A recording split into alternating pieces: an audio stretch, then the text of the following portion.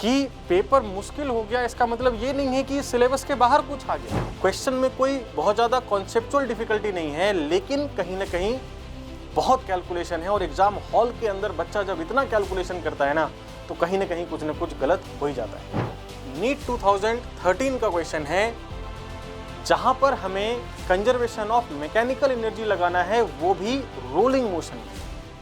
NEET की तैयारी में क्या लगता है? Practice practice practice. यहाँ हम करते हैं ढेर सारे क्वेश्चंस की practice practice and practice.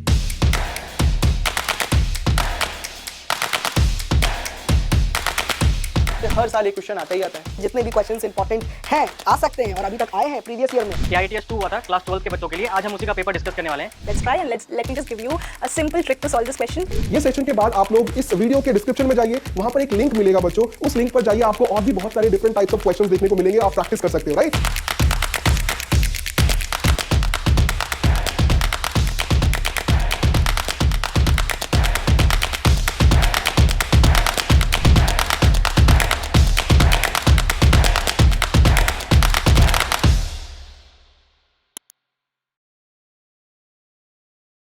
Hello hello hello hello everyone.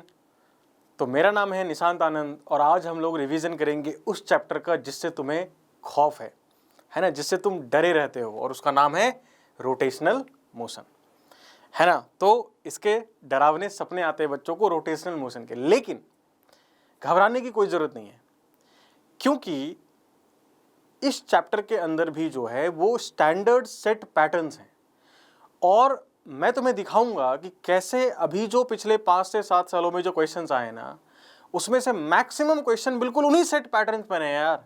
और अगर तुमने उन सेट पैटर्न्स को अच्छे से कवर कर लिया तो बिल्कुल, अगर मान लो 2 क्वेश्चन आ रहा है, 3 क्वेश्चन आ रहा है, तो मैक्सिमम तो तुम कर ही लोगे।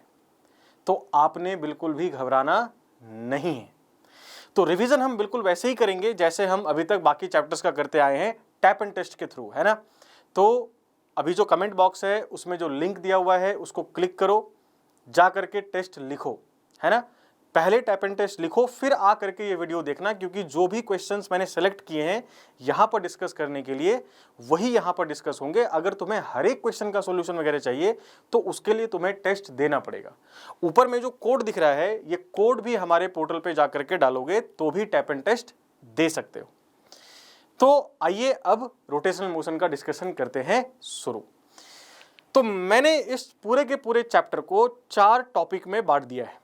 मेरे हिसाब से यही 4 मेजर टॉपिक हैं। जो छोटे मोटे टॉपिक हैं वो इन्हीं 4 टॉपिक में से कहीं ना कहीं मैंने एडजस्ट कर दिए। पहला जो सेक्शन है जिसका काफ़ी अभी वेटेज बढ़ा हुआ है वो है मोमेंट ऑफ इनर्शिया, क्योंकि मोमेंट ऑफ इनर्शिया निकालने से ही ये चैप्टर शुरू भी होता है। तो 25 में 1 क्वेश्चन, 24 में 2 क्वेश्चन, 22 में 2 क्वेश्चन, 21 में 1 क्वेश्चन, मतलब 60% वेटेज तो मोमेंट ऑफ इनर्शिया का ही है। तो मोमेंट ऑफ इनर्शिया क्या है ना, parallel axis theorem, perpendicular axis theorem, है ना। इसके अलावा रेडियस ऑफ जायरेशन, फिर जो स्टैंडर्ड ऑब्जेक्ट्स हैं उनके मोमेंट ऑफ इनर्शिया के वैल्यूज़, ये तो बिल्कुल तुम्हें याद होने ही चाहिए। अगर तुम्हें याद है तो फिर मोमेंट ऑफ इनर्शिया के क्वेश्चंस में तुम्हें दिक्कत नहीं होगी। हाँ, 25 में एक थोड़ा लेंदी टाइप का क्वेश्चन आया था, मैं लेकर के आया हूं, अभी करेंगे डिस्कस। फिर उसके बाद आता है टॉर्क। तो टॉर्क का कैलकुलेशन, है ना, मैकेनिकल इक्विलिब्रियम के ऊपर जो क्वेश्चंस आते हैं, फिर Newton second law in rotation के ऊपर जो क्वेश्चन आते हैं, है ना, वो torque equal to Y alpha वाला। तो उसका वेटेज देखोगे तो लगभग 20% के लगभग है। फिर एंगुलर मोमेंटम कैलकुलेट करना, एंगुलर मोमेंटम कंजर्वेशन के क्वेश्चन, है ना, टॉर्क और एंगुलर मोमेंटम के बीच का जो कनेक्शन है, ये सब सारी चीज़ों पर भी बेस्ड क्वेश्चंस। देखो, एक क्वेश्चन इस पे 2025 में भी आया हुआ है, ठीक है। वो वाला क्वेश्चन भी मैं लेकर के आया हूं, करेंगे उसको डिस्कस। फिर आता है रोलिंग मोशन। अब देखो, रोलिंग मोशन में ना एक थोड़ा सा स्टार मार्क इसलिए भी है क्योंकि रोलिंग मोशन बहुत सारे लोग कहते हैं कि सिलेबस से हट गया, लेकिन ये हटा नहीं है, क्योंकि 2024 में एक क्वेश्चन आया था। वो क्वेश्चन भी मैं लेके आया हूं, करेंगे डिस्कस, अभी अच्छे से करेंगे। तो जब 2024 में एक क्वेश्चन रोलिंग मोशन से आ चुका है, तो तुम कैसे ये कह सकते हो कि सिलेबस से हट गया, क्योंकि नया वाला सिलेबस जो है वो 2024 के पहले ही आ चुका था। तो तो फिर 2024 में क्वेश्चन क्यों पूछा नीट ने, अगर नीट रोलिंग मोशन को सिलेबस में नहीं मानता है? तो नीट के हिसाब से रोलिंग मोशन अभी भी सिलेबस में है, तो तुम्हें भी अच्छे से पढ़ना चाहिए। अब आओ आगे बढ़ते हैं और एक एक करके हम लोग इस टैप एंड टेस्ट के क्वेश्चंस को डिस्कस करते हैं। पूरे के पूरे 30 क्वेश्चन का सेट है जो तुम टैप एंड टेस्ट के थ्रू एक्सेस कर सकते हो। हर एक क्वेश्चन यहाँ डिस्कस नहीं करूंगा, कुछ हैंडपिक्ड क्वेश्चंस हैं, सेलेक्टेड क्वेश्चंस हैं, वही यहाँ डिस्कस करेंगे। लेकिन टेस्ट में जो 30 के 30 क्वेश्चन हैं वो बिल्कुल सारे मैंने ही सिलेक्ट किए हैं, और जो भी मुझे लगा कि करने से ये चारों के चारों टॉपिक तुम्हारे अच्छे से रिवाइज हो जाएंगे, वही क्वेश्चन मैंने सिलेक्ट किए हैं। तो पहला जो क्वेश्चन है वो है नीट 2025 का ये मोमेंट ऑफ इनर्शिया वाला क्वेश्चन। और ये मोमेंट ऑफ इनर्शिया वाला क्वेश्चन में ऐसा कुछ नहीं है जो बिल्कुल नया आ गया है ना, जेईई एडवांस के टाइप की बिल्कुल कुछ नया ही आ गया। हाँ, लेंदी था। जिस दिन ये पेपर आया था उस दिन भी मैंने पहली ही बार देख करके इसको यही बोला था कि क्वेश्चन में कोई बहुत ज़्यादा कॉन्सेप्चुअल डिफिकल्टी नहीं है, लेकिन कहीं ना कहीं बहुत कैलकुलेशन है, और एग्जाम हॉल के अंदर बच्चा जब इतना कैलकुलेशन करता है ना, तो कहीं ना कुछ गलत हो ही जाता है।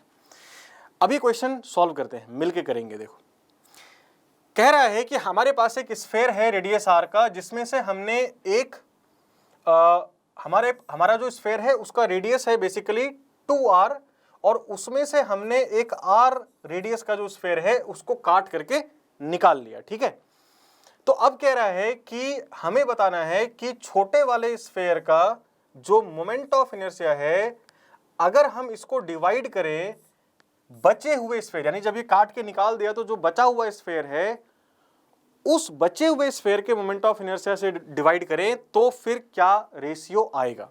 यानी हमसे पूछ रहा है कि मोमेंट ऑफ इनर्शिया जो कट पोर्शन का होगा उसको अगर हम डिवाइड कर दें मोमेंट ऑफ इनर्शिया जो बचे हुए पोर्शन का होगा, तो इसी का वैल्यू पूछ रहा है कि क्या होगा।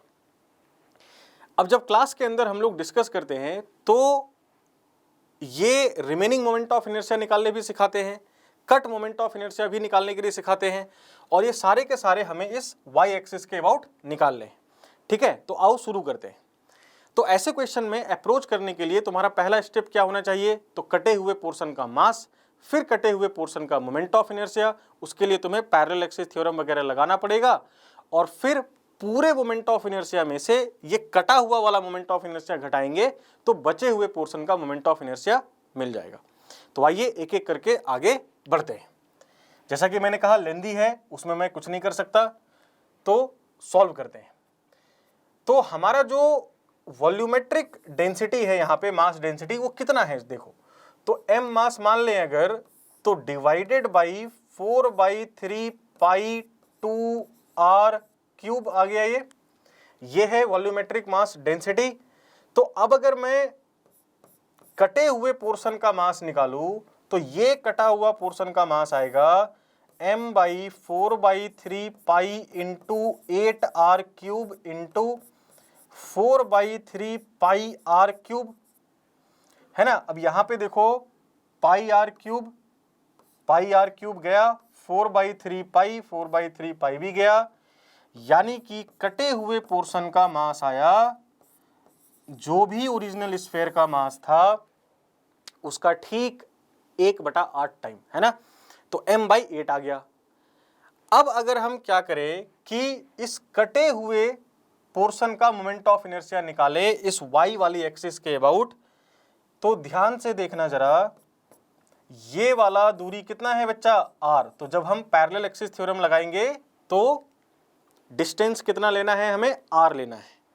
तो अगर मैं निकालूं कि ये कटा हुआ पोर्शन का मोमेंट ऑफ इनर्शिया इस y एक्सिस के अबाउट कितना है, तो पहले ये सेंटर ऑफ मास वाले एक्सिस के अबाउट निकालोगे तो ये आएगा 2/5, सॉलिड स्फीयर है ना हमारे पास, हाँ सॉलिड स्फीयर है, तो 2/5 m-r², ये आएगा। फिर इसमें हम जोड़ेंगे m-d²। अब वैल्यू रखो, तो 2/5 ये आ गया m/8, ये आया r², फिर जोड़ो m/8 r²। तो यहां से कटे हुए पोर्शन का मोमेंट ऑफ इनर्शिया आया वाई एक्सिस के अबाउट, अगर हम क्या करें, अगर हम 40 ले लें एलसीएम, है ना, 8 पंचे 40, और अगर एम आर स्क्वायर ले ले कॉमन, तो हमारे पास आ जाएगा 2 + 5, यानी 7 एम आर स्क्वायर बटा 40, ये आ गया हमारे पास कटे हुए पोर्शन का मोमेंट ऑफ इनर्शिया। अब जो ओरिजिनल वाला हमारे पास स्फीयर था, जरा उसका मोमेंट ऑफ इनर्शिया सोचो, क्या था इस y एक्सिस के अबाउट। तो इस y एक्सिस के अबाउट जो बड़ा वाला ओरिजिनल स्फीयर था, उसका मोमेंट ऑफ इनर्शिया था 2/5 इंटू m इंटू 2r का होल स्क्वायर, क्योंकि ओरिजिनल वाले स्फीयर का रेडियस r नहीं है, 2r है, ध्यान रखना है। तो ये आ जाएगा 8 mr स्क्वायर बटा 5। तो जो बचा हुआ डिस्क है अपने पास या स्फीयर है अपने पास, उसका मोमेंट ऑफ इनर्शिया कितना आया, तो ये आया 8 mr स्क्वायर बाई 5 में से घटा दोगे 7 mr स्क्वायर बटा 40।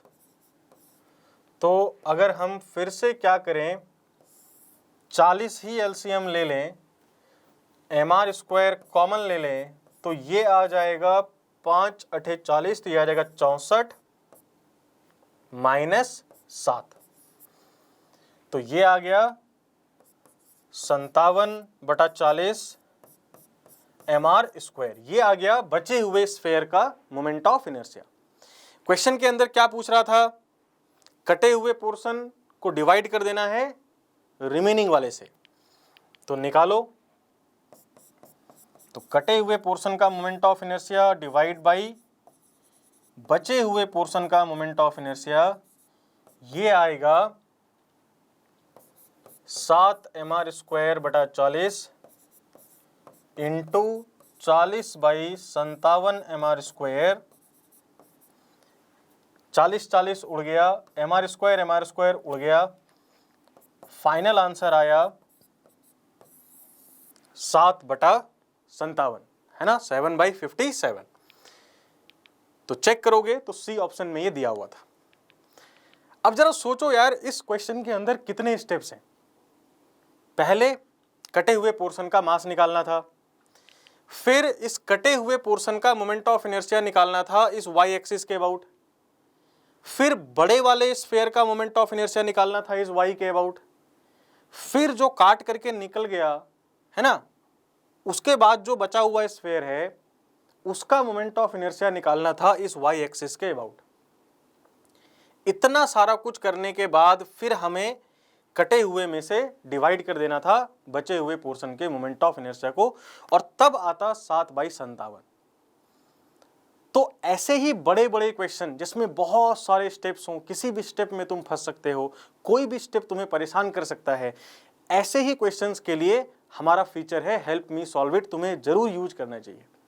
कोई भी कॉम्प्लिकेटेड क्वेश्चन है ना, अगर उसमें डालोगे तो तुम्हें स्टेप बाय स्टेप में उसका सॉल्यूशन मिलेगा, और जिस भी स्टेप में तुम्हें दिक्कत आ रही है उस स्टेप पे क्लिक करोगे तो उस स्टेप को समझाने के लिए और वो तुम्हें 3-4 छोटे छोटे क्वेश्चन बना करके देगा। तो अब जैसे मान लो किसी को पैरेलल एक्सिस थ्योरम लगाने में दिक्कत आ रही है, बहुत सारे बच्चों को आती भी है, तो तुम उस वाले स्टेप पे क्लिक करोगे तो तुम्हें वो पैरेलल एक्सिस थ्योरम के 2-4 छोटे क्वेश्चन बना करके दे देगा, और फिर तुम ऑब्वियस सी बात है कि पैरेलल एक्सिस थ्योरम पे क्वेश्चन प्रैक्टिस करो, अपने कॉन्सेप्ट को अच्छा करो और फिर अगले स्टेप पे चले जाओ। तो इसीलिए help me solve it use करोगे तो इससे तुम्हें काफ़ी फायदा मिल सकता है। तो अब हमारे पास है क्वेश्चन नंबर 2, और ये देखो नीट 2024 में आया था। कह रहा है कि एक थिन रॉड है, पतला सा रॉड है, जिसका moment of inertia mid point से पास होने वाली एक परपेंडिकुलर एक्सिस के अबाउट है कुछ 2400 ग्राम सेंटीमीटर स्क्वायर। अगर मास रॉड का 400 ग्राम है तो बताओ इसका लेंथ कितना होगा, यही पूछ रहा है। तो ये क्वेश्चन बहुत ही सिंपल है, एकदम इजी क्वेश्चन है और सिंपल फॉर्मूला बेस्ड भी है। तो अगर एक रॉड है मान लो जिसका मास है m, तो इसके सेंटर से पास होने वाली एक परपेंडिकुलर एक्सिस के अबाउट इसका जो मोमेंट ऑफ इनर्शिया है, इसका फॉर्मूला भी तुमने याद किया होगा, नहीं याद है तो कर लो। ये फॉर्मूला होता है ml square by 12, ml square by 12। अब यहां से मोमेंट ऑफ इनर्शिया को रखो 2400, मास को रखो 400 और सॉल्व कर लो लेंथ के लिए। तो यहां से आ जाएगा लेंथ आ जाएगा 2400 गुने 12 डिवाइडेड बाई 400। तो ये 0000 उड़ गया। यहां से हमारा जो L स्क्वायर है वो L स्क्वायर आ गया 72, तो L आ जाएगा 6√2 और 6√2 का अप्रॉक्सीमेट वैल्यू अगर देखोगे तो किसके पास आ जाएगा, ये आ जाएगा लगभग 6 × 1.4, तो कहीं ना कहीं ये 8.5 सेंटीमीटर के ही आसपास आ रहा है। तो 8.5 सेंटीमीटर ए इसका आंसर है। तो ये बिल्कुल एक easy direct formula based question है जिसको आसानी से सॉल्व किया जा सकता है, लेकिन 24 में ही आया था और पूरे के पूरे 4 नंबर मिल रहे थे। अब सोचो जरा 25 में 4 नंबर पाने के लिए कितना मेहनत करना पड़ रहा था और 24 में 4 नंबर पाने के लिए कितना मेहनत करना पड़ा। यही फर्क था 24 और 25 के पेपर में कि पेपर मुश्किल हो गया। इसका मतलब ये नहीं है कि सिलेबस के बाहर कुछ आ गया, सिलेबस के अंदर ही वो कॉन्सेप्ट पे क्वेश्चन आया जिस पे बहुत कैलकुलेशन करना पड़ा या फिर बहुत दिमाग लगाना पड़ा। इसी को एक मुश्किल पेपर बोलते हैं। मुश्किल पेपर का मतलब सिलेबस के बाहर चले जाना ये बिल्कुल भी नहीं होता है। इसीलिए मैं कह रहा हूं कि कोई भी रैंडम क्वेश्चन सॉल्व करने से काम नहीं चलेगा। एकदम सेलेक्टेड क्वेश्चन बनाओगे तभी तुम्हें यह पता चल पाएगा कि इस चैप्टर से इजी क्वेश्चन कैसे दिखते हैं, मॉडरेट क्वेश्चन कैसे दिखते हैं और टफ क्वेश्चन कैसे दिखते हैं। टफ का मतलब ये नहीं होता कि हम JEE एडवांस के क्वेश्चन बनाना शुरू कर दें। तो टैप एंड टेस्ट जो हमने बनाया है, मैंने भी टेस्ट बनाए हैं इसमें, और जितने भी टेस्ट बनाए हैं उनमें सब में एक चीज का ध्यान रखा है कि बिल्कुल नीट रेलिवेंट क्वेश्चन होने चाहिए। ये नहीं कि मुश्किल के चक्कर में कुछ भी पूछ रहे हैं, फिर उसको पढ़ने का कोई मतलब ही नहीं है ना यार। उसके पीछे टाइम दे करके तुम अपना टाइम खराब ही करोगे। तो टैप एंड टेस्ट के अंदर इस चैप्टर में 30 क्वेश्चन मैंने डाले हैं और वो 30 के 30 क्वेश्चन बिल्कुल नीट रेलिवेंट है। कुछ तो प्रीवियस ईयर क्वेश्चन है और कुछ अलग से ऐसे क्वेश्चन डाले हैं जिसको प्रैक्टिस करने से तुम्हारा कॉन्सेप्ट जो है वो बिल्कुल मजबूत होगा। अगले क्वेश्चन पे चलते हैं। ये देखो नीट 2023 का क्वेश्चन है। मोमेंट ऑफ इनर्शिया अभी बिल्कुल एक हॉट टॉपिक चल रहा है, बार बार बता रहा हूं, लगातार क्वेश्चन आ रहे हैं। 23 में, 24 में, 25 में आ ही रहे हैं।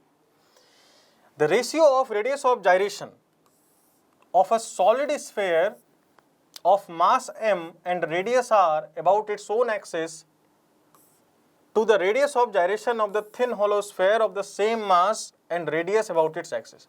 तो कह रहा है कि देखो हमारे पास एक सॉलिड स्फीयर है, एक हमारे पास होलो स्फीयर है, दोनों का सेम मास है, दोनों का सेम रेडियस है। अगर मैं दोनों का रेडियस ऑफ जाइरेशन निकालूं, दोनों की अपनी अपनी एक्सिस के अबाउट, तो इस रेडियस ऑफ जाइरेशन का रेशियो क्या होगा, यही पूछना चाह रहा है। फिर से डायरेक्ट फॉर्मूला बेस्ड है, आओ मिलके सॉल्व करते हैं।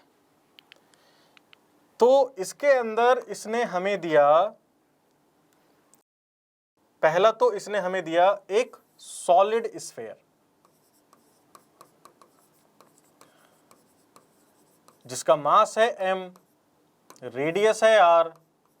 तो इसका अगर मैं सॉलिड का रेडियस ऑफ जाइरेशन निकालूं तो ये आएगा √ ऑफ, इसका मोमेंट ऑफ इनर्शिया होता है ना 2/5 mr², इसको मास से डिवाइड करोगे तो ये सॉलिड का रेडियस ऑफ जाइरेशन आ जाएगा √ के अंदर 2/5 r। फिर वहीं पर अगर एक मान लो होलो स्फीयर ले हम, तो इस हॉलो स्फेयर का भी हमें सेम ही मास सेम ही रेडियस दिया है, तो सेम मास सेम रेडियस। तो अगर रेडियस ऑफ जायरेशन निकालोगे तो ये आ जाएगा अंडर रूट के अंदर 2/3 mr² डिवाइडेड बाई मास। तो रेडियस ऑफ जायरेशन आ गया अंडर रूट के अंदर 2/3 और आर भी है। तो अब ये हमसे कह रहा है ना कि सॉलिड डिवाइडेड बाय होलो करना है। तो अगर हम करें कि जो रेडियस ऑफ जायरेशन सॉलिड का है डिवाइडेड बाय जो रेडियस ऑफ जायरेशन होलो वाले का है, तो ध्यान से देखो ये आएगा अंडर रूट में 2/5 और इसको डिवाइड करेंगे अंडर रूट में 2/3 आर से, तो आर आर कट ही जाएगा। ये आएगा अंडर रूट के अंदर 2/5 गुने 3/2, यानी इसका वैल्यू आ जाएगा अंडर रूट 3 बटा अंडर रूट 5। ये है अपना फाइनल आंसर, अंडर रूट 3 बटा अंडर रूट 5। और अगर मैच करोगे तो बी ऑप्शन में दिया हुआ है। तो फिर से देखो इस क्वेश्चन के अंदर कितने सारे स्टेप्स हैं, है ना। पहले तुम्हें सॉलिड वाले का रेडियस ऑफ जायरेशन निकालना है, फिर हॉलो वाले का निकालना है, फिर तुम्हें रेशियो वगैरह लेकर के फाइनली आंसर तक पहुंचना है। तो अगर तुम में से किसी को भी parallel axis theorem, radius of gyration, ये सब वाले टॉपिक्स में दिक्कत अभी भी लग रहा है, तो जाइए help me solve it use कीजिए और आसानी से अपने इन दिक्कतों को दूर कर लीजिए, क्योंकि ये दोनों बहुत ही कोर कॉन्सेप्ट है मोमेंट ऑफ इनर्शिया के अंदर। इसके बिना तुम्हारा काम चलेगा नहीं, ठीक है। तो अब आगे बढ़ते हैं। तो मोमेंट ऑफ इनर्शिया के हमने रिसेंट वाले सारे क्वेश्चन डिस्कस कर लिए हैं। अब टॉर्क के कुछ क्वेश्चंस मैं लाया हूं।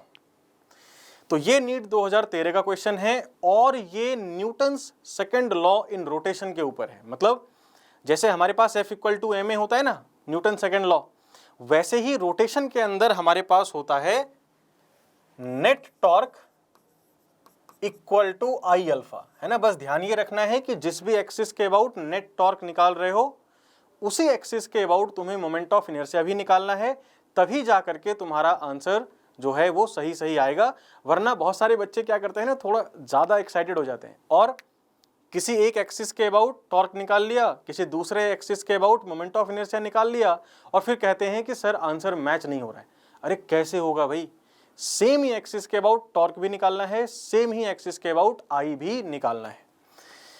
तो अब अगर मैं क्या करूं कि इस क्वेश्चन को देखूं कि ये मुझसे क्या कह रहा है। तो कह रहा है कि एक रॉड है m मास का, l लेंथ का, जिसको हमने यहां पर हिंज से बांधा हुआ है और फिर एक दूसरे छोर पर जो है, मतलब यहां पर एक किल ठोक दी है और दूसरा छोर जो है बिल्कुल एक धागे से लटका हुआ है। तो कह रहा है कि जैसे ही मैं इस धागे को कट करूंगा, मान लो किसी कैंची से तुमने इसे कट कर दिया, जैसे ही कट किया उसी मोमेंट पर इस रॉड का एंगुलर एक्सेलरेशन क्या होगा। अब हिंज के about he angular acceleration alpha चाहिए, तो हिंज के अबाउट ही टॉर्क भी निकालना पड़ेगा और हिंज के अबाउट ही मुझे मोमेंट ऑफ इनर्शिया भी निकालना पड़ेगा। तो सबसे पहले निकालते हैं। अब जैसे ही तुमने इस स्ट्रिंग को काट दिया, टेंशन हो गया जीरो, टेंशन हो गया जीरो। कुछ लोग ना अभी भी टेंशन का वैल्यू mg वगैरह लेना शुरू कर देते हैं, ऐसा नहीं करना है, ठीक है। फिर जो रॉड का खुद का वेट है यार, वो तो नीचे की तरफ लग रहा होगा ना mg। तो अब अगर हम देखें तो नेट टॉर्क का वैल्यू क्या है, तो सिर्फ mg का ही टॉर्क है, वो टॉर्क भी क्लॉकवाइज में है और L/2 डिस्टेंस है इस पॉइंट का जहां पर वेट लग रहा है हिंज से। तो टॉर्क आएगा mgL/2 और ये टॉर्क आएगा क्लॉकवाइज में। वहीं पर अगर हम मोमेंट ऑफ इनर्शिया की बात करें, ठीक है, अगर हम मोमेंट ऑफ इनर्शिया की बात करें तो मोमेंट ऑफ इनर्शिया आएगा ml स्क्वायर बाई 3। क्या आएगा moment of inertia? Moment of inertia आएगा ml स्क्वायर बाई 3 इस बिल्कुल एंड के अबाउट, है ना। यहां से जो एक्सिस ऐसे करके पास हो रहा है ना, इसी एक्सिस के अबाउट मोमेंट ऑफ इनर्शिया चाहिए। वो डायरेक्ट फॉर्मूला है ml स्क्वायर बाई 3, तुमने भी याद रखा होगा। अब सिंपल फॉर्मूला लगा दो कि न्यूटन सेकंड लॉ ये बोलता है कि नेट टॉर्क आई अल्फा होना चाहिए। तो अल्फा जो है वो net torque divided by moment of inertia होना चाहिए। तो नेट टॉर्क आएगा mgl/2, मोमेंट ऑफ इनर्शिया आएगा ml स्क्वायर बाई 3। तो mm उड़ गया, ll उड़ गया। यहां से अल्फा देखोगे, अल्फा आ जाएगा 3g/12। कितना आ जाएगा अल्फा? अल्फा आ जाएगा 3g/12। तो यहां पर हमारा आंसर आ गया 3g/12 ए ऑप्शन में। तो टॉर्क का कैलकुलेशन सही तुम्हें करने आना चाहिए। एक टिप दे रहा हूं, याद रखना, जब भी बहुत सारे फोर्सेस लग रहे हो ना, टॉर्क हमेशा उस पॉइंट के अबाउट बैलेंस करो या फिर नेट टॉर्क निकालो जिससे सबसे ज्यादा नंबर ऑफ फोर्सेस पास होते हैं। क्योंकि जब भी कोई फोर्स किसी एक पॉइंट से पास होता है तो उस पॉइंट के अबाउट टॉर्क 0 होता है। तो अगर तुमने सबसे ज्यादा फोर्स जिस पॉइंट से पास हो रहा है उसी के अबाउट नेट टॉर्क निकाल लिया तो तुम्हें कम ही फोर्सेस का टॉर्क लिखना पड़ेगा। ये एक टिप है, इसको यूज करोगे ना तो मेहनत कम करनी पड़ेगी, आंसर वही आएगा। इसके बाद हमारे पास अगला क्वेश्चन है ये नीट 2025 का, और इस क्वेश्चन को देख करके भी मैं बिल्कुल चौंक गया था। क्योंकि ये जो लैडर वाला होता है ना, कि लैडर बिल्कुल एक दीवार से सटा हुआ है, बताओ फ्रिक्शन कितना है, इस टाइप का क्वेश्चन आज तक JEE मेंस में कई बार आया है, JEE एडवांस में कई बार आया है। मैं क्लास में ये क्वेश्चन कराता भी था, लेकिन बच्चों को ये कहता था कि नीट में आज तक नहीं आया है, तो बच्चे थोड़ा हल्का ले लेते थे। 2025 में बिल्कुल वही लैडर वाला क्वेश्चन नीट ने एज इट इज बच्चे के सामने रख दिया। जो पढ़ के गए थे वो कर पाए, जो नहीं पढ़ के गए थे वो नहीं कर पाए। तो अब मैं ये लैडर प्रॉब्लम सॉल्व करके दिखाता हूं कि कैसे ये बनेगा। तो सबसे पहले देखो कि यहां पर हमें इसने बोला कि एक ऐसा लैडर है जो बिल्कुल दो दीवार के बीच में, है ना, दो दीवार के बीच में ऐसा लटक रहा है ना, बिल्कुल ऐसा फंसा हुआ है।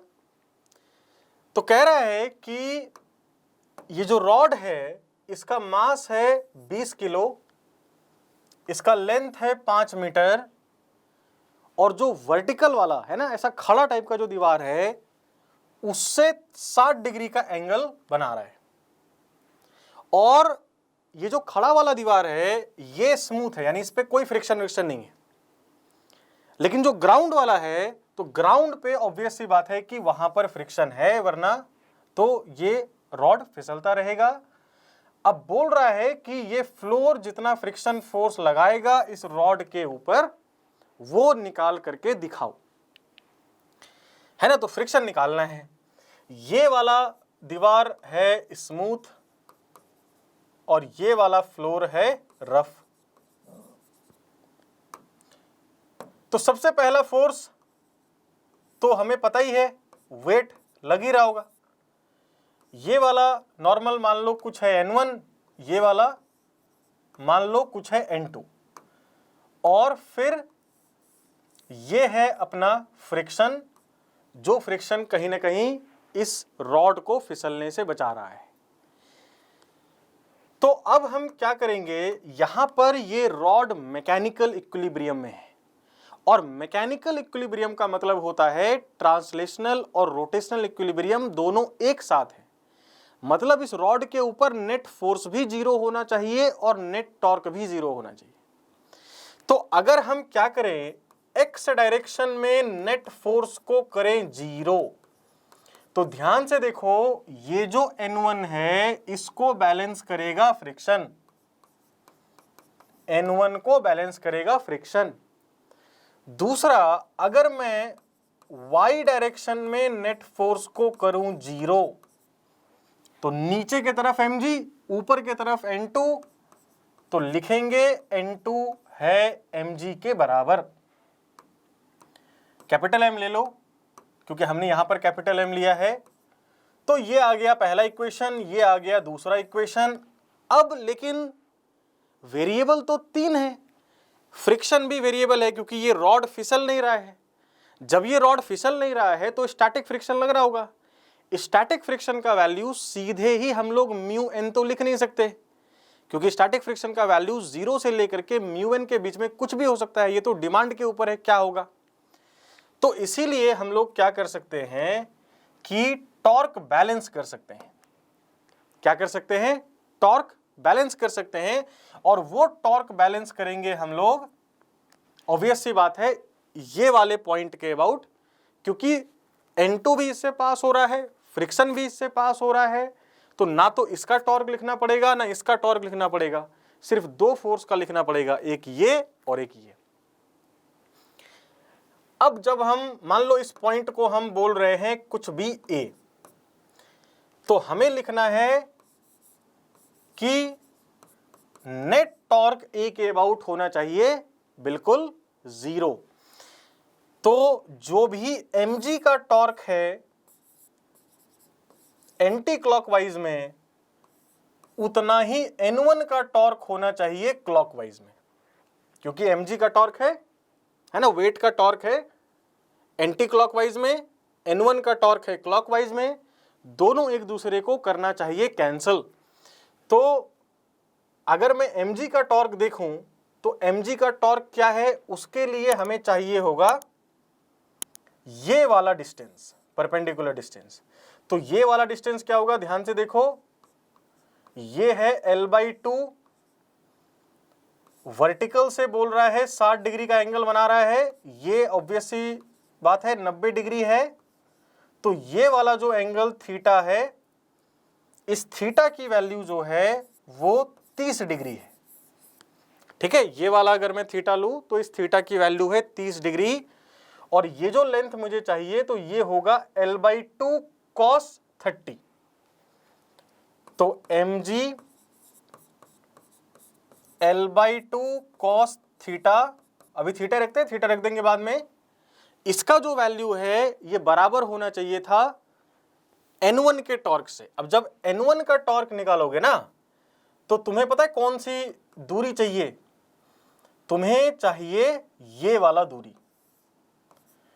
ठीक है, परपेंडिकुलर ही तो चाहिए दूरी, तो ये वाला चाहिए। ये वाला पता है कितना होगा, ये वाला होगा, अगर मैं इस पूरे के पूरे L का, अगर मैं क्या करूं कि पूरे के पूरे L का अगर मैं ये साइन वाला कंपोनेंट जो है वो ले लूं, मान लो अगर मैं इसको कुछ y कहूं, तो ये वाला भी तो y है ना।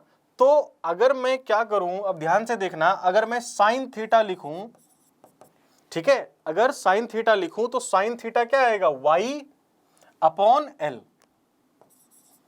तो y का वैल्यू क्या आ गया यहां पे, L साइन थीटा, रख दो यहां पे। तो ये आ गया N1 into L sine theta. अब यहां पर देखो N1 का वैल्यू खुद ही फ्रिक्शन है, तो ये भी रख सकते हैं, बट L से L उड़ गया। तो अगर मैं N1 को फ्रिक्शन रखूं तो फ्रिक्शन का वैल्यू आया mg/2 into cot theta, cos theta by sine theta आ गया कॉट थीटा। तो ये जो फ्रिक्शन है ये आया, मास है 20 किलो गुने 10 डिवाइडेड बाई 2, और कॉट 30 कितना होगा, तो tan 30 होता है 1/√3, तो कॉट 30 होगा √3। तो ये फ्रिक्शन आ गया 100√3 न्यूटन। कितना आया फ्रिक्शन, फ्रिक्शन आया 100√3 न्यूटन। बी ऑप्शन इसका सही आंसर है। कितना मजेदार क्वेश्चन है यार, ये सोचो। और क्लास के अंदर बिल्कुल ये लैडर प्रॉब्लम में कराता हूं। आज तक भले ही कभी नहीं आया था, लेकिन अब आ गया है। तो बिल्कुल ये लैडर प्रॉब्लम पे हमें जो है वो ध्यान रखना है। इसके अंदर कुछ एक और भी वेरिएशन हो सकते हैं, जैसे यहां पर ये जो दीवार थी इसको इसने स्मूथ दिया था, अगर किसी क्वेश्चन के अंदर इसको रफ दे देगा तो फिर दो फ्रिक्शन भी होगा भाई। एक फ्रिक्शन तो ये वाला, एक फ्रिक्शन नीचे की तरफ लग रहा होगा या ऊपर की तरफ लग रहा होगा, उसका डायरेक्शन तो हम पता करेंगे सॉल्व करके, बट एक फ्रिक्शन यहां भी लग रहा होगा, यानी दो फ्रिक्शन लिखने पड़ेंगे, एक F1 और एक F2। थोड़ा और कॉम्प्लिकेशन बढ़ जाएगा, लेकिन वो वाला क्वेश्चन भी सॉल्व हो सकता है। बेसिक से चलोगे तो सब कुछ संभव है। और वो वाला क्वेश्चन तुम अगर हेल्प मी सॉल्व इट में जाओगे तो वहां पर भी तुम वो वाला क्वेश्चन एक्सप्लोर कर सकते हो। हमारे पोर्टल पर वो वाला क्वेश्चन भी पड़ा हुआ है, तो चाहो तो उसको भी जाकर के ट्राई करो, ताकि लैडर प्रॉब्लम तुम्हारा पूरा अच्छे से कवर हो जाए। बाकी ये 2025 वाला क्वेश्चन तो टाइप एंड टेस्ट में तुमने कर ही लिया है। आगे बढ़ते हैं। अब हमारे पास है नीट 2021 का मैकेनिकल इक्विलिब्रियम के ऊपर एक क्वेश्चन। तो मैं बार बार तुमसे कह रहा हूं कि ये जो मैकेनिकल इक्विलिब्रियम है, ठीक है, ये जो मैकेनिकल इक्विलिब्रियम है, ये मैकेनिकल इक्विलिब्रियम होता है translational equilibrium, translational equilibrium plus rotational equilibrium. मतलब जब ये दोनों इक्विलिब्रियम एक साथ एग्जिस्ट करे, क्या करे, एक साथ एग्जिस्ट करे, तब हम कहते हैं कि हाँ ऑब्जेक्ट मैकेनिकल इक्विलिब्रियम में है। तो इस क्वेश्चन के अंदर हमें बोला कि एक यूनिफॉर्म रॉड है 200 सेंटीमीटर लेंथ का, जिसका मास है कुछ 500 ग्राम, और इसको हमने एक वेज के ऊपर बैलेंस कर रखा है 40 सेंटीमीटर के मार्क पर। 20 सेंटीमीटर पर एक 2 किलो वाला लटक रहा है मास, तो 160 सेंटीमीटर पर कितना मास लटकाना चाहिए कि ये रॉड बिल्कुल मैकेनिकल इक्विलिब्रियम में रहेगा। ठीक है, यही हमसे सवाल पूछ रहा है। मैं फिर से कह रहा हूं, सिंपल टॉर्क बैलेंस कर दोगे आंसर आ जाएगा। करके देखते हैं। तो नेट टॉर्क नहीं होना चाहिए ना। अब अगर हम देखें तो इस रॉड का खुद का जो मास है वो है 500 ग्राम, तो इसका खुद का वेट तो लग ही रहा होगा, और ये वेट लग रहा होगा 5 न्यूटन का, क्योंकि 0.5 को 10 से मल्टीप्लाई करोगे तो 5 न्यूटन आ जाएगा। ये 20 न्यूटन लग रहा है, तो ये भी 20 न्यूटन है। इसका वेट mg है, तो रॉड पर भी mg लग रहा है।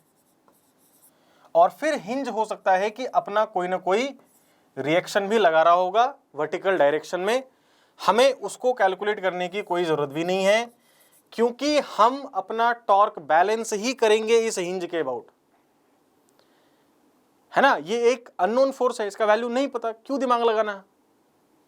इसी के अबाउट टॉर्क बैलेंस करो, जो भी वैल्यू होगा आर का टॉर्क 0 ही हो जाएगा।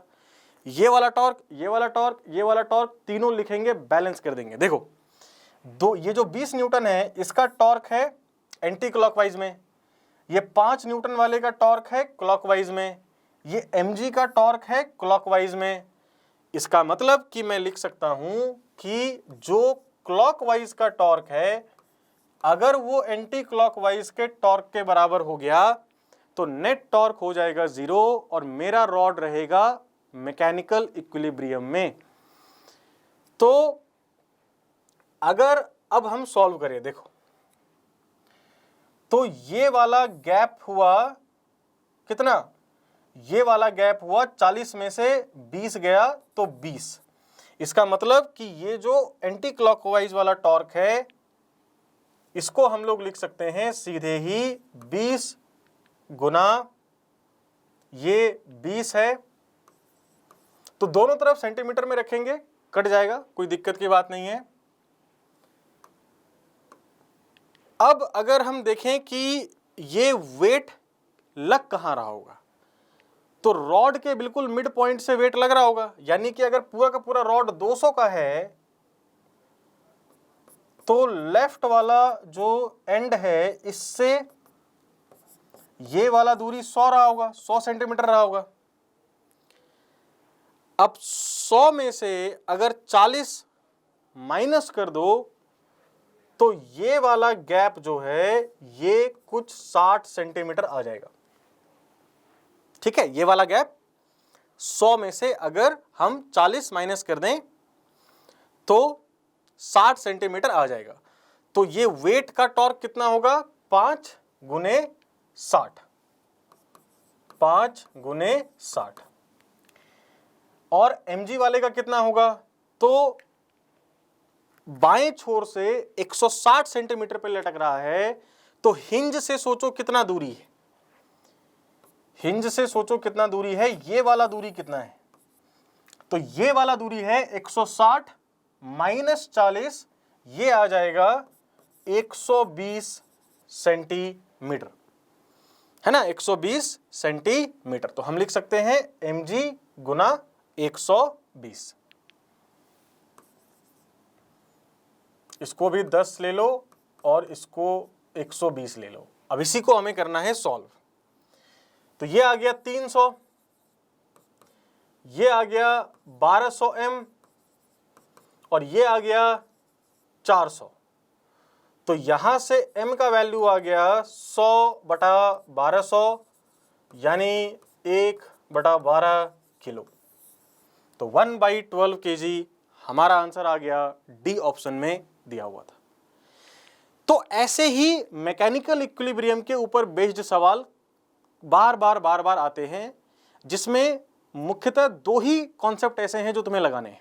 एक, हॉरिजॉन्टल डायरेक्शन में कोई फोर्स नहीं होना चाहिए, वर्टिकल डायरेक्शन में कोई फोर्स नहीं होना चाहिए, और ऑब्जेक्ट के ऊपर जो भी ऑब्जेक्ट मैकेनिकल इक्विलिब्रियम में है, जैसे यहां पर ये रॉड है, तो इस रॉड के ऊपर किसी भी पॉइंट के अबाउट अगर हम टॉर्क बैलेंस करें तो वो नेट टॉर्क बिल्कुल 0 होना चाहिए। यही कॉन्सेप्ट है मैकेनिकल इक्विलिब्रियम का। ठीक है, तो आगे बढ़ते हैं। अब हमारे पास तीसरा टॉपिक आ चुका है एंगुलर मोमेंटम के ऊपर। अब ये जो क्वेश्चन है, देखो ऐसे टाइप के क्वेश्चन कई बार नीट में आ चुके कि एक डिस्क है, घूम रहा है, इस घूमते हुए डिस्क के ऊपर धीरे से एक दूसरा डिस्क ला करके रख दिए, तो अब ये दोनों डिस्क क्या होगा, फ्रिक्शन की वजह से साथ साथ घूमने लगेगा, सेम ही एंगुलर वेलोसिटी से घूमने लगेगा, जो भी वो वैल्यू होगी। तो वही कॉमन एंगुलर वेलोसिटी है ना, जो हमें से ये कंपोजिट डिस्क का एंगुलर स्पीड पूछ रहा है, ये हमें निकालना है। ऐसे क्वेश्चन तुमने क्लास में किए होंगे, बिल्कुल स्टैंडर्ड है। किस कॉन्सेप्ट के ऊपर बेस्ड है? कंजर्वेशन ऑफ एंगुलर मोमेंटम के ऊपर बेस्ड है। जहां तक इस कंजर्वेशन ऑफ एंगुलर मोमेंटम की बात है, मैं तुम्हें एक चीज याद दिलाना चाहता हूं। कंजर्वेशन ऑफ एंगुलर मोमेंटम हर जगह नहीं लगता, जैसे हर जगह कंजर्वेशन ऑफ लीनियर मोमेंटम नहीं लगता। अगर किसी भी एक्सिस के अबाउट एक ऑब्जेक्ट के ऊपर नेट टॉर्क 0 है, तभी हम उस एक्सिस के अबाउट उस ऑब्जेक्ट का एंगुलर मोमेंटम कंजर्व लिख सकते हैं। ये क्लेम कर सकते हैं कि एंगुलर मोमेंटम नहीं बदल रहा है। तो जब भी कंजर्वेशन ऑफ एंगुलर मोमेंटम का क्वेश्चन बनाओ, सबसे पहले अपना एक्सिस को डिसाइड करो, फिर अपना सिस्टम को डिसाइड करो, उस सिस्टम का इनिशियल एंगुलर मोमेंटम लिखो, उस सिस्टम का फाइनल एंगुलर मोमेंटम लिखो, दोनों को बराबर कर दो, सॉल्व करोगे, आंसर आएगा। अभी मैं करके दिखाऊंगा ऐसे ही ये वाला क्वेश्चन। तो सबसे पहले हम क्या करेंगे कि हम मोमेंट ऑफ इनर्शिया दोनों ही डिस्क का पहले निकाल लेंगे। तो अगर मैं पहला डिस्क देखूं तो पहले डिस्क का मोमेंट ऑफ इनर्शिया है mr²/2। फिर ये कह रहा है कि जो दूसरा डिस्क है उसका सेम मास है लेकिन आधा रेडियस है, तो दूसरे वाले का मोमेंट ऑफ इनर्शिया क्या होगा, m/2 r/2 का होल स्क्वायर करोगे तो ये mr² बटा 8 जो है वो आ जाएगा। अब यहां पर क्या है कि हमारे पास एक डिस्क था जो पहले किसी एंगुलर वेलोसिटी से घूम रहा था, तो यही y डैश एक्सिस हम कंसिडर करेंगे एंगुलर मोमेंटम कंजर्वेशन लगाने के लिए। तो अगर मैं इनिशियल एंगुलर मोमेंटम को फाइनल एंगुलर मोमेंटम के बराबर करूं, तो शुरू में तो सिर्फ बड़ा वाला डिस्क ही घूम रहा है, छोटा वाला डिस्क जो है वो तो जब रखेंगे तब ना घूमना शुरू करेगा जी, पहले तो वो घूम ही नहीं रहा है। तो शुरू वाला एंगुलर मोमेंटम लिखेंगे mr² बाई 2 इंटू किस एंगुलर वेलोसिटी से घूम रहा है, तो ओमेगा से घूम रहा है, तो ओमेगा। और फाइनली क्या हुआ, बड़ा वाला डिस्क भी घूम रहा है, छोटा वाला डिस्क भी घूम रहा है, तो टोटल मोमेंट ऑफ इनर्शिया कितना हो जाएगा, mr² बाई 2 प्लस mr² बटा 8। और अगर फाइनल एंगुलर वेलोसिटी हम ओमेगा डैश माने तो ओमेगा डैश से हमें करना पड़ेगा मल्टीप्लाई। तो अब हमें सॉल्व करना है, ओमेगा डैश आ जाएगा, वही हमारा आंसर भी है। तो mr² कट ही जाएगा, ओमेगा बाई 2 का जो वैल्यू है वो आ जाएगा, अगर हम 8 को एलसीएम ले लें तो ये आ जाएगा 4 1 5 और ये आ जाएगा ओमेगा डैश। तो यहां से ये बन गया 4, यानी कि ओमेगा डैश जो है ये 4 ओमेगा बाई 5 आया। ऑप्शन में चेक करोगे तो बी में दिया हुआ है 4 ओमेगा बाई 5। तो क्वेश्चन कोई मुश्किल नहीं है, बस जो बातें मैंने कंजर्वेशन ऑफ एंगुलर मोमेंटम के बारे में बताई हैं उनको कहीं पे नोट कर लो और जब भी क्वेश्चन बनाना तो उसको याद रखना, ठीक है।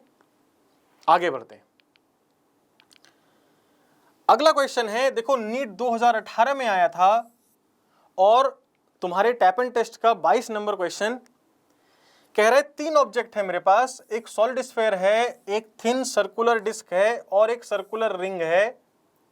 सबका मास सेम है, सबका रेडियस सेम है, सब सेम ही एंगुलर स्पीड से घूम भी रहा है अपने अपने सिमेट्री एक्सिस के अबाउट। तो अगर हमें इन तीनों ही घूमते हुए ऑब्जेक्ट्स को रेस्ट पर लाना है तो हमें बताना है कि जो वर्क हमें करना पड़ेगा इन तीनों घूमते हुए ऑब्जेक्ट को रोकने के लिए, उस वर्क का सीक्वेंस क्या होगा, ठीक है, उस वर्क का सीक्वेंस क्या होगा। अब ये फिर से एक ऐसा क्वेश्चन है जिसके अंदर कम से कम 2 चैप्टरों के कॉन्सेप्ट्स लग रहे हैं। सबसे पहले तुम्हें समझना है वर्क एनर्जी थ्योरम को। ये वर्क एनर्जी थ्योरम तुम पढ़ते हो किसमें, वर्क एनर्जी और पावर चैप्टर में, लेकिन वो यहां लगेगा क्योंकि वर्क एनर्जी थ्योरम कहता है कि अगर मैं किसी भी ऑब्जेक्ट के ऊपर होने वाले सारे वर्क का नेट निकाल लूं प्लस माइनस करके जो वैल्यू आएगा ये चेंज इन काइनेटिक एनर्जी के बराबर होना चाहिए, चेंज इन काइनेटिक एनर्जी के बराबर होना चाहिए, यानी कि final kinetic energy minus initial kinetic energy के बराबर होना चाहिए। तो इसके लिए अब हमें देखना पड़ेगा कि अगर सब जिसका भी काइनेटिक एनर्जी ज्यादा रहा होगा, सोचो जरा ध्यान से कि सब सेम ही फाइनल स्टेट में आ रहे हैं, फाइनल काइनेटिक एनर्जी सबका सेम है, तो हमें सबसे ज्यादा काम उस ऑब्जेक्ट पर करना पड़ा होगा जिसके पास सबसे ज्यादा काइनेटिक एनर्जी है। और यहां पर तीनों के तीनों ऑब्जेक्ट क्या हैं, प्योर रोटेशन में है। तो प्योर रोटेशन में जो काइनेटिक एनर्जी है उसको लिखते हैं हाफ आई ओमेगा स्क्वायर। अब ध्यान से सोचो तो यहां पर ये ओमेगा स्क्वायर भी क्वेश्चन ने बोल दिया सेम। इसका मतलब कि जिसका मोमेंट ऑफ इनर्शिया सबसे ज्यादा उस पे सबसे ज़्यादा काम करना पड़ेगा, जिसका मोमेंट ऑफ इनर्शिया सबसे कम, उस पे सबसे कम काम करना पड़ेगा। अरे यही हुआ ना मतलब। तो अब आइए मोमेंट ऑफ इनर्शिया का सीक्वेंस देख लेते हैं। कौन कौन सा ऑब्जेक्ट दिया है? सॉलिड स्फीयर दिया है, सर्कुलर डिस्क दिया है और रिंग दिया है। तीनों का मास सेम है, तीनों का जो रेडियस है वो भी सेम है। तो अगर हम moment of inertia solid sphere का लिखें तो ये 2/5 mr² होता है, यानी 0.4 mr² लिख सकते हो। फिर हमें दिया है डिस्क, ये होता है mr²/2, तो ये आ गया 0.5 mr²। फिर आ गया रिंग, तो रिंग का मोमेंट ऑफ इनर्शिया होता है mr²। तो अगर कंपेयर करोगे तो मोमेंट ऑफ इनर्शिया सबसे ज्यादा है रिंग का, फिर है डिस्क का, और सबसे कम है सॉलिड स्फीयर का। तो वर्क डन भी इसी सीक्वेंस में होना चाहिए। तो C है रिंग, इसका मतलब C वाला वर्क सबसे ज्यादा होगा। B है डिस्क, तो फिर आएगा B का वर्क, और सॉलिड स्फीयर जो है वो है A, तो A का वर्क आएगा सबसे लास्ट में। तो C फिर B फिर A, C फिर B फिर A। तो देखिए कैसे वर्क एनर्जी थ्योरम का हेल्प लेना पड़ गया। बिना वर्क एनर्जी थ्योरम के ये क्वेश्चन और भी ज्यादा कॉम्प्लिकेट हो जाएगा, और उतना तुम नहीं करना। क्यों करना है? तो वर्क एनर्जी थ्योरम को यूज करो और मोमेंट ऑफ इनर्शिया को कंपेयर करो, सीधे ही तुम्हारा आंसर आ जाएगा। अब वर्क एनर्जी थ्योरम में से अगर तुम में से कुछ लोगों को दिक्कत है, क्योंकि बहुत सारे लोग वर्क एनर्जी थ्योरम में थोड़ा उतना अच्छा कंफर्टेबल महसूस नहीं करते हैं, तो फिर यही वाला क्वेश्चन जो है ना, इसी को हमारे पोर्टल पे जाओ, हेल्प मी सॉल्व इट में डाल दो। तो वो जब स्टेप बाय स्टेप सॉल्यूशन तुमको दे रहा होगा, तो उसमें पहला वाला स्टेप ही वर्क एनर्जी थ्योरम पे आएगा। फिर उस वर्क एनर्जी थ्योरम पे क्लिक करोगे ना, तो तुम्हें वो वर्क एनर्जी थ्योरम सिखाना शुरू कर देगा, और 2-3 क्वेश्चन भी एक्स्ट्रा तुम्हें देगा, जिसको सॉल्व करके तुम थोड़ा अपना वर्क एनर्जी थ्योरम मजबूत कर सकते हो। बट वर्क एनर्जी थ्योरम तुम्हें मजबूत करना ही पड़ेगा, तुम्हारे पास और कोई उपाय नहीं है, क्योंकि वो बहुत ही इंपॉर्टेंट कॉन्सेप्ट है। और सिर्फ वर्क एनर्जी पावर में उसके क्वेश्चन नहीं आते हैं, देखो ना रोटेशन में आया हुआ है, यही उसका सबसे खास बात है। तो इसके बाद अब हमारा नेक्स्ट क्वेश्चन जो है वो रोलिंग मोशन से है। तो जैसा कि मैंने कहा कि 2024 में रोलिंग से एक क्वेश्चन आया था, तो ये वही वाला क्वेश्चन है। कह रहा है कि एक बुलक कार्ट है ना, बैलगाड़ी है, जिस बैलगाड़ी का चक्का जो है वो बिल्कुल रोड के ऊपर ऐसा रोल करता हुआ जा रहा है। तो अब अगर लीनियर स्पीड इसका v दिया है, ध्यान से देखना, तो 2 पॉइंट दिए हैं P और Q, और बोल रहा है कि बताओ कौन सा ऑप्शन सही है। और अगर ऑप्शन को पढ़ोगे ना, तो कहीं ना कहीं हमें P और Q दोनों में से कौन तेज चल रहा है, कौन धीरे चल रहा है, हमें यह पता होना चाहिए। यानी और यहां पर प्योर रोलिंग हो रहा है। क्या हो रहा है? प्योर रोलिंग हो रहा है, क्योंकि इसने स्लिपिंग वगैरह की कोई बात तो करी नहीं है, तो हम प्योर रोलिंग मान के चलेंगे। तो जब प्योर रोलिंग पढ़ाते हैं तो उसमें वेलोसिटी एनालिसिस करते हैं, एक्सेलरेशन एनालिसिस करते हैं। तो ये वाला क्वेश्चन जो है वो तुम्हारा वेलोसिटी एनालिसिस से ही आया हुआ है। तो अब अगर यहां पर देखोगे, तो अगर मैं थोड़ा वेलोसिटी एनालिसिस ही तुम्हारे साथ डिस्कस करूं, तो स्टैंडर्ड पॉइंट्स देखो, इसको मान लो P बोला, इसको मान लो Q बोला, तो इसको कुछ R और S बोल लेते हैं। और प्योर रोलिंग में लीनियर स्पीड v है, एंगुलर स्पीड ओमेगा है। तो ऑब्वियस सी बात है कि हम लोग प्योर रोलिंग का कंडीशन लिख सकते हैं v = r ओमेगा। ठीक है, v = r ओमेगा लिख सकते हैं। तो अब अगर हम थोड़ा क्या करें, वेक्टर एनालिसिस करें कि अगर मान लो मैं ये P वाला पॉइंट ले लूं तो P वाले पॉइंट के लिए V भी आगे की तरफ ही है, R ओमेगा भी आगे की तरफ ही है, इसीलिए P पॉइंट का जो स्पीड है वो 2v होता है। यानी कि अगर सेंटर ऑफ मास V से चल रहा है ना, तो ये P वाला पॉइंट 2v से चल रहा होता है, क्योंकि V और R ओमेगा दोनों एक ही तरफ हैं और R ओमेगा V के ही बराबर है, तो दोनों जुड़ जाता है और 2v होता है। फिर अगर मैं ये हॉरिजॉन्टल वाला पॉइंट ले लूं तो इस पे V आगे होता है, V नीचे होता है, क्योंकि ये R ओमेगा वाला है, तो दोनों का अगर वेक्टर रिजल्टेंट ले लोगे तो ये √2v तुम्हें मिल जाएगा। फिर ये तो पॉइंट ऑफ कांटेक्ट है, प्योर रोलिंग के अंदर पॉइंट ऑफ कांटेक्ट हमेशा रेस्ट में होता है, तो इसका v आगे है, एक जो R ओमेगा है वो पीछे है, जो खुद ही v के बराबर है, तो q क्या है, q रेस्ट पर है। तो ऑब्वियस ही बात है ना यार कि p जो है वो ज्यादा रफ्तार से चल रहा है, क्योंकि q तो रेस्ट पर है और p जो है उसके पास सेंटर ऑफ मास से भी दुगनी स्पीड है।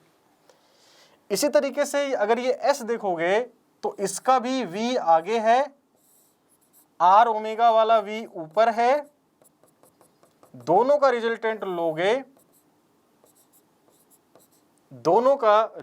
लोगे तो ये √2v जो है ये निकल करके आ जाएगा।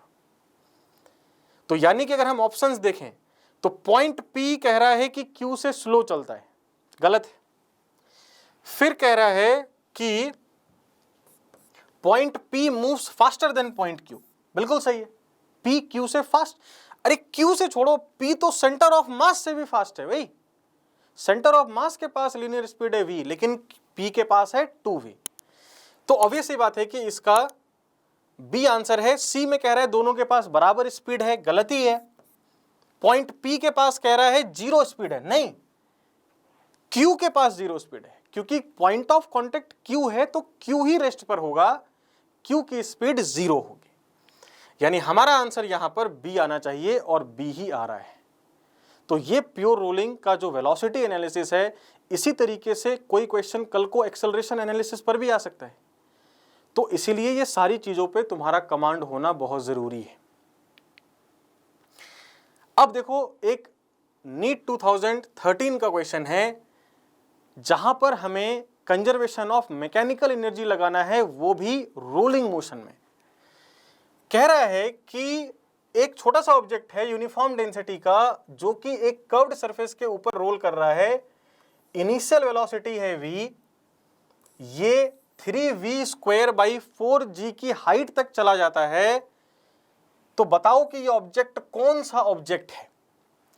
यानी अगर तुम ध्यान से सोचो तो ऐसा कोई रोलिंग करता हुआ ऑब्जेक्ट है, linear velocity v, angular velocity omega वाला, जो कहीं ना कहीं h हाइट तक चला जाता है, जो h हाइट है 3v² / 4g, और यहां पर जाने के बाद इसकी लीनियर वेलोसिटी और एंगुलर वेलोसिटी सब 0 हो जाता है। तो कंजर्वेशन ऑफ मैकेनिकल एनर्जी लगाओगे, यानी कि जो इनिशियल काइनेटिक एनर्जी है यही फाइनल पोटेंशियल एनर्जी में कन्वर्ट हो चुका होगा।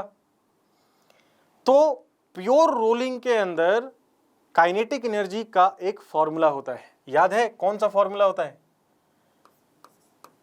तो रोलिंग की जो काइनेटिक एनर्जी है, जिसके अंदर ट्रांसलेशनल वाला काइनेटिक एनर्जी और रोटेशनल वाला काइनेटिक एनर्जी दोनों को जोड़ोगे तो ये होता है ½ mv² into 1 + I/mr² into 1 + I/mr²।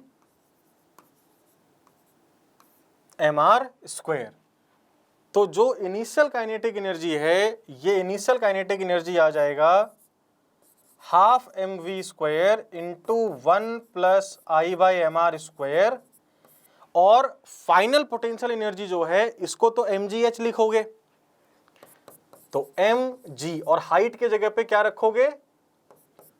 तो 3v²/4g रखेंगे। अब यहां से हमें क्या है ना, मोमेंट ऑफ इनर्शिया मिल जाएगा।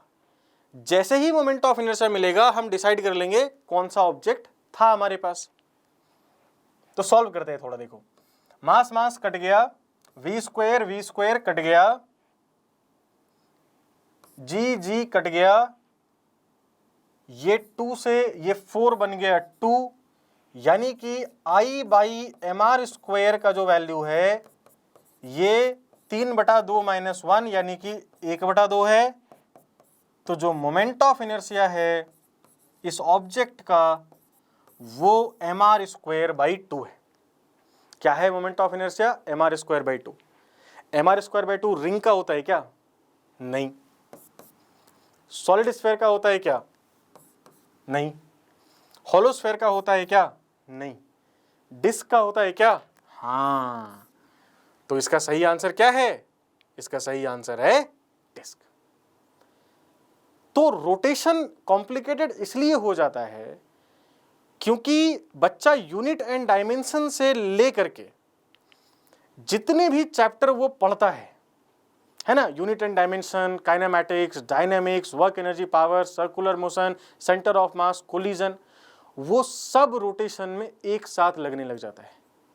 अब मैंने जो अभी ये पेपर तुम्हारे साथ डिस्कस किया, मैंने तो 30 के 30 क्वेश्चन किए नहीं, है ना। 30 के 30 क्वेश्चन तो मैंने किए नहीं डिस्कस, मैंने कुछ ही सेलेक्टेड किए। इन्हीं सेलेक्टेड क्वेश्चन में देखो कौन कौन से कॉन्सेप्ट लगे।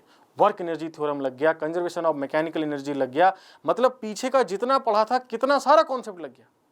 इसीलिए जब बच्चा रोटेशन पढ़ता है ना तो उसको डर लगता है। ये जो तुम्हारे अंदर ये जो खौफ है, डर है, ये डर इसी वजह से है क्योंकि ये चैप्टर अकेला नहीं है, ये अपने पीछे के सारे नॉलेज को समेटे हुए है अपने अंदर।